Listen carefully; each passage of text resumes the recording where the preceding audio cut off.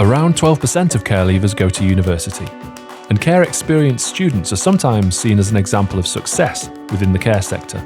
We asked 234 care experienced university students about their experiences of the care system.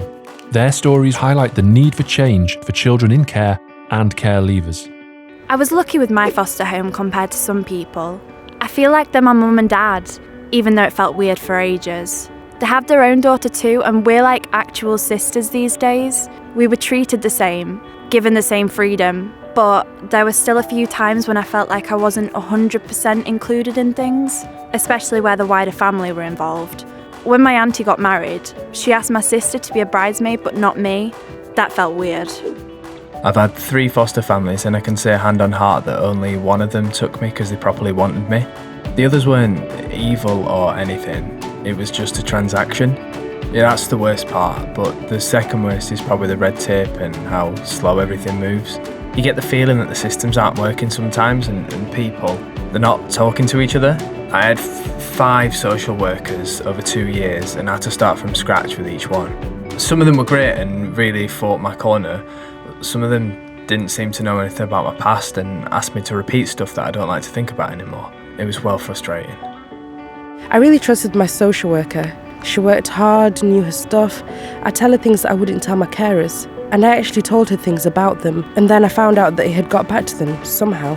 I was devastated. I could barely speak to her after that. When I turned 18, I still had a lot of unanswered questions about my birth parents, so I asked to see my file. It answered about 20% of what I wanted to know. The rest was crossed out, which means that there are people sat in an office somewhere who know more about my life than I do. Going into care was awful. The worst part was being separated from my big brother. I thought I was never going to see him again, and I just cried for days. It still affects me now. When I turned 18, I had to move out. I was doing A-levels and all my support was cut off overnight. I had to move into a hostel. It was scary. I couldn't afford food, and I couldn't do any college work because there wasn't even Wi-Fi. It was brutal. I'm someone who's always struggled with my mental health. Some of that's down to the stigma of having been in care. Nobody had high hopes for me. One teacher just used to tell me I'd end up in prison. Sometimes it holds me back and it's the voice in my head telling me I'm not good enough, but other times it motivates me too. There are some famous people who are in care, but they're just out there doing big things. It's just a word, being in care. It's just a family where you live. Children and young people deserve a well-funded system which provides support, stability, and the opportunity to build positive, long-standing relationships.